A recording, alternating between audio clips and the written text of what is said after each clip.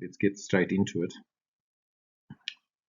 This is part of the strategic implementation course, tools to measure non-financial performance management. But we're just studying the balance scorecard as an example to get an understanding of the principles behind it. Same principles apply to the other tools. I'll just bear that in mind. So let's go on to the delta signal case. So standard approach to case studies. We're not necessarily going to go through it. I don't think it works necessarily in this format, but you need to think about the protagonist in that case. You need to think about the various scenarios, the different approaches being taken by the colleagues who come to speak to the CEO, and in that context, and each of them presenting a different way to improve value for the company. And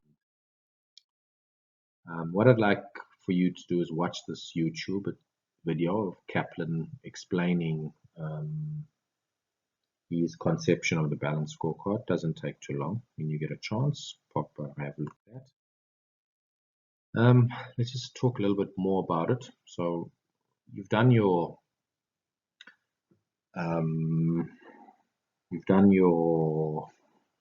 the simulation by now, and so I just want to go back. Let's talk about how you should have approached this problem. So Kaplan and Norton, using the scientific approach based on the saying, if you remember that I gave at the beginning of lesson B, and the comment by Lord Kelvin, and basically appealing to a scientific understanding or a cause-effect, if-then relationship, starting at the bottom up. So what Kaplan and Norton are saying, they're saying there's steps that each one relates to the other. So if as part of your strategy implementation, you focus on organizational learning, innovation, growth, that will result in an improvement in your internal business processes. That improvement in your internal business processes will then result in an improvement in the customer experience. An improvement in the customer experience means they will buy your product more, following a linear cause-effect relationship.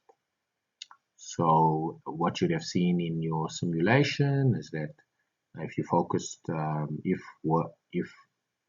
it was training workers was important, or for instance, in improving the quality of a product, and you invested more in skilling up your employees, there were less defects, customers were happier, they bought more of your product. Something along those lines. So let's go to how that would look on a so-called strategy map.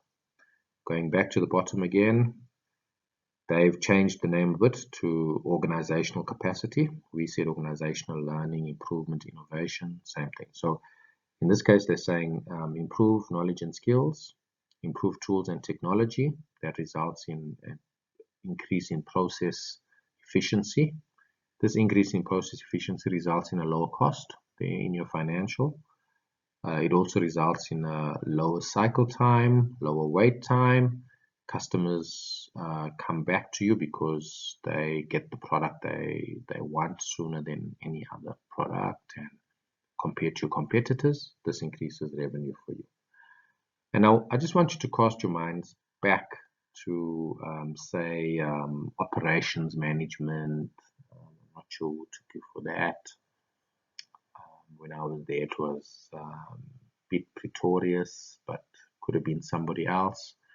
Cast your mind back to management accounting and the examples that you came across there. So the question there is, on the right-hand side, is the leading question, if then, and at the bottom, and at the top, how, so how do I increase revenue? And then you go through this. So this strategy map way of thinking is important in the development of the balanced scorecard. What I'd like to emphasize on is that these are not necessarily true under all circumstances and at all times. So, and that's the important bit around understanding the academics. So, for instance, let's say you need a particular product, and that product is time sensitive. Then it's important that you lower wait time. But if it's not really, customers are not really, waiting or being quick is not really that important, then it's not really an area of competitive advantage. So you need to think about this in the context of strategy overall, your product, marketing, your competitors. But once you understand that external environment, you can then start to apply it inside your company using these thinking about cause and effect. So once again, let's just recap.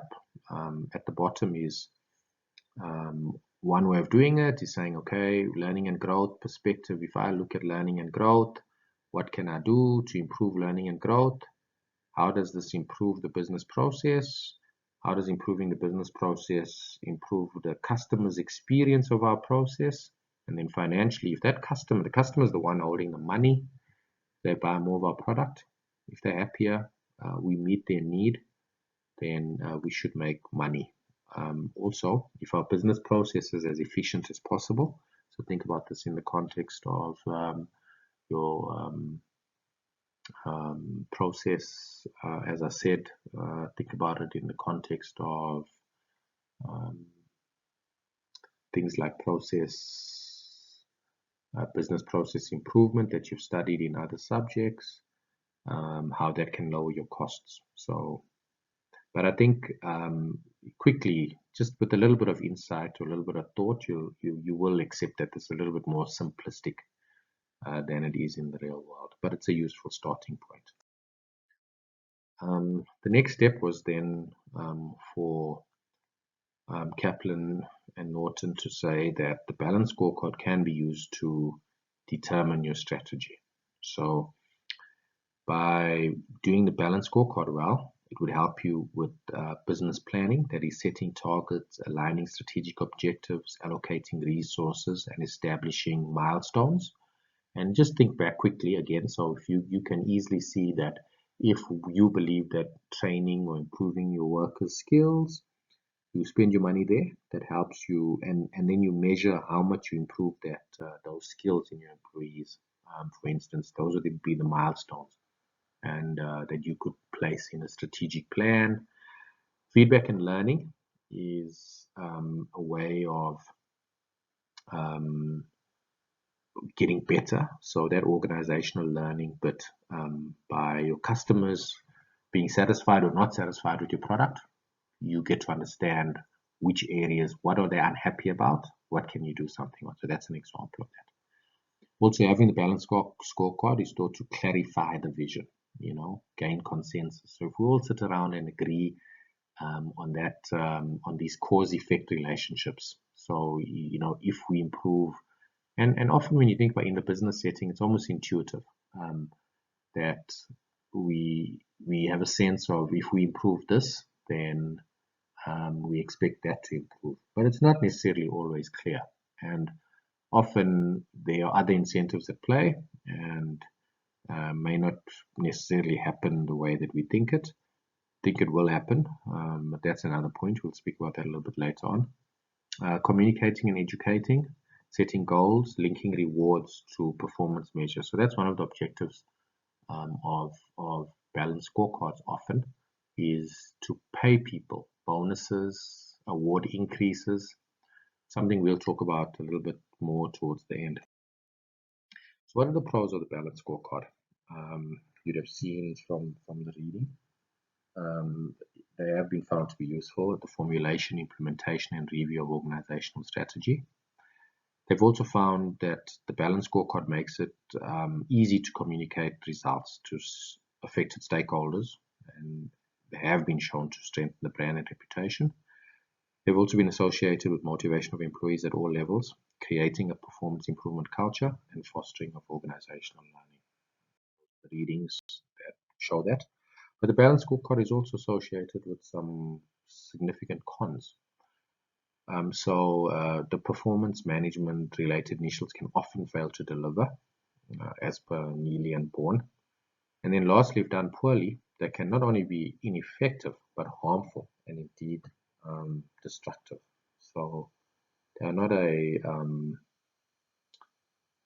unmitigated good. So need to be thought through wisely. So I want you to cast your mind back to your business world. What are examples of business performance measures? I think we all know the financial measures, but just think back to your job about what are the non-financial performance measures and how are they derived? And knowing what you know now, would you do them differently or not? Are they correct? Or is there a place for improvement?